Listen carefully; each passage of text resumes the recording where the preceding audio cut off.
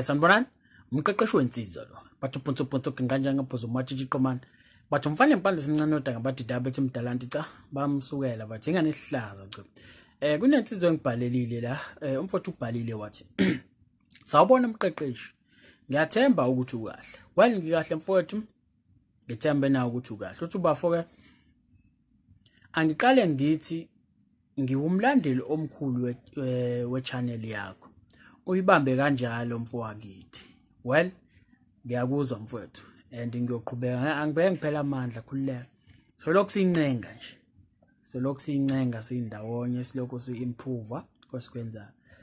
Uthi bafoke ngibhala namhlanje mfowethu ngoba ngizithola ngisenkingeni ethi ukuba nkudlwana la. Ezinyangeni ezedlule ngahlukana nentombi yami esathandana nayo for years. Engangiyithanda kakhulu ngezizathu engingeke ngijule kuzona namhlanje. Ngathatha isinqumo sokuthi ngimdedele noma ngimthanda kunjalo. Okay, shuthi mfowethu wabake nezizathu zakhe ezadala ukuthi amdedele. As much as ayemthanda kunjalo. Okay, uthi bafoke ekuqaleni ngazizwa ngathi I'm a free man. Yabona? Shuthi mfowethu wazizwe ngathi ukhululekile phela. Vele kuba njalo. Yabona mabuhlukene nomuntu umthanda. Mangabe ukuthi wena uzizwa ngathi ukhululekile noma unenjabulo noma uzwa lutho makusayize eqaleni. I'm telling you it's coming.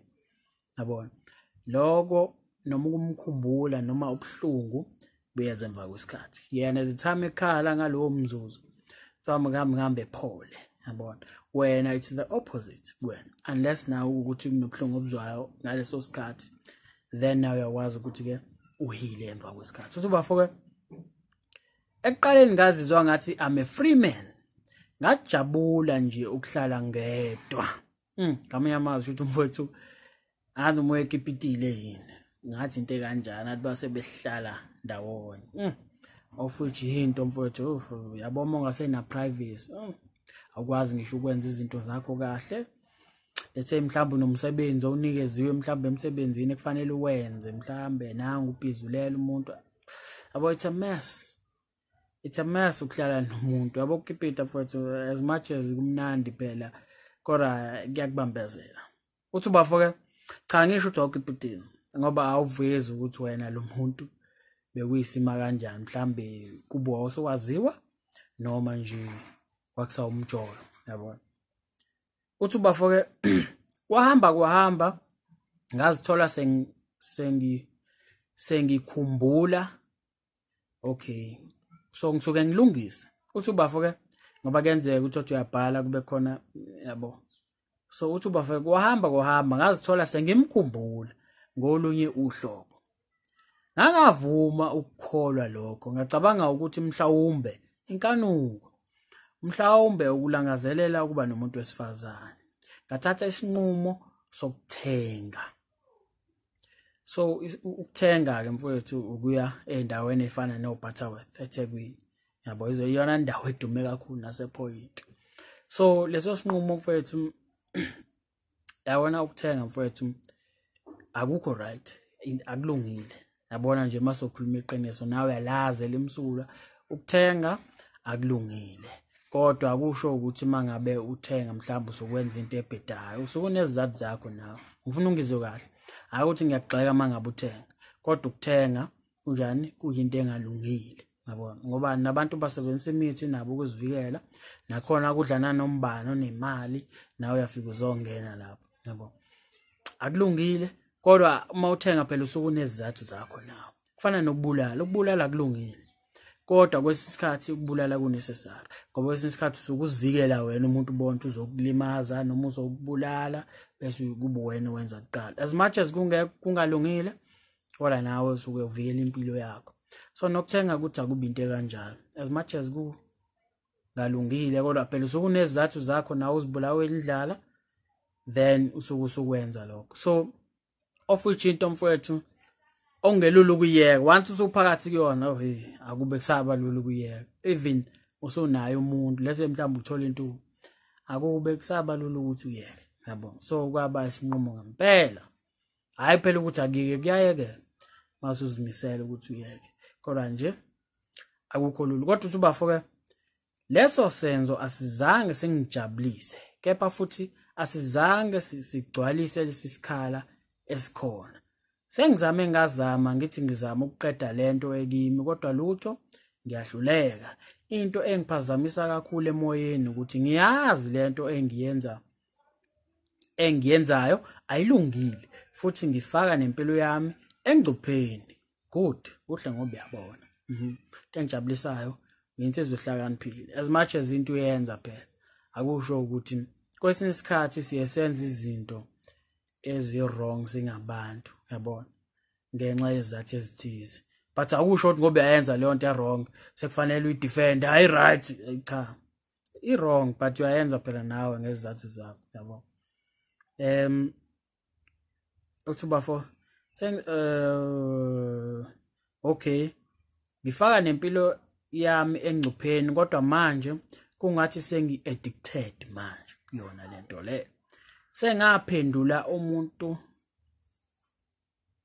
Okay, uthuba for-ke sengaphenduka, njengoba ngisho ukuthi ngisuke ngilungise. Umfethu ubhala ukuthi sengaphendula, kanti beqonda ukuthini? Sengaphenduka umuntu noma ethole imali encane, ngicabanga yona kuqala before ezinye izinto. Shuthi nje methola 50 rand noma 100 rand phuthuma khona lapha, indaba sey-addicted, yabo. Uthi mfethu-ke ngiyacela mfethu ungeluleke ukuthi ngingenza njani ngiphume kulolu bisho engikhona. So wayeseyivala lapho umfethu. So njengoba into engijabulisa umfethu, uyabona ukuthi lento yenzayo njani ayilungile, yabona. So mangabe kukanjalo-ke kuba kuhle ngoba kushuthi nawe uzoba uzofaka umfutho othi wenze njani uyeke. So into engiyibonayo la, into eyinkinga obhekene nayo hayi ukuthi ukuthenga, akusikona ukuthenga kuyinkinga noma obhekene nayo. Into eyinkinga la ukuthi wena umuntu wesilisa nawo nezidingo, kulezo zidingo zakhona ezocansi ezinye zazo, so azisafezeki, yabona.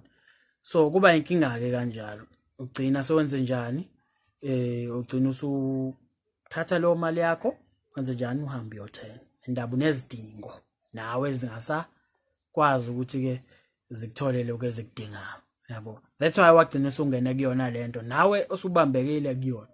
So I think into ekufanele uyenze mfowethu la, kufanele uthole intombi, yabona. Mhlawumbe ungathi hayi ngizamile, kanti ayikho into oyizamile, yabona mfowethu. Everywhere you go so kukhona umuntu wesifazane, so kukhona umuntu wesifazane, kufanele uqale uvula amehlo. Uma usozimisele ngempela ukuthi ufuna ukuyeka ukuthenga, kufanele uthole umuntu wesifazane, kufanele uqonywe, yabona. Maningi amavidiyo enginawo la achaza ukuthi wenze njani, njengoba uhlezi umlandela umqeqeshi. Mhla usuzimisele ngempela ukuthi uyayeka lento, uyoyiyeka, yabona. Ngokuthi wenze njani, uthole intombi.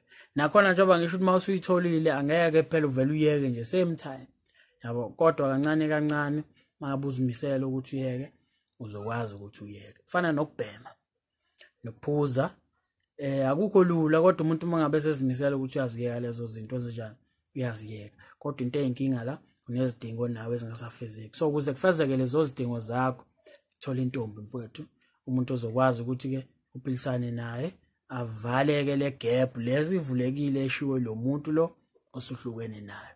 So ilokho bengingakusho kuwena, and ngiyathemba ukuthi uzoqala manje uxoxe nabantu, ube insizwa ekhululekile, uthathe inamba, uhlangane nje namantombazane, nibonane, ubone ukuthi impilo yenze njani, yabona. Phela kuba kanjalo, umuntu umthola kanjalo, yabo. Uthatha inamba, uyahlela nawe usuku niyabonana, kube khona enikuhlanganisayo, kuyalunga noma kulunga, impilo iyaqhubeka udlulele phambili, yabo.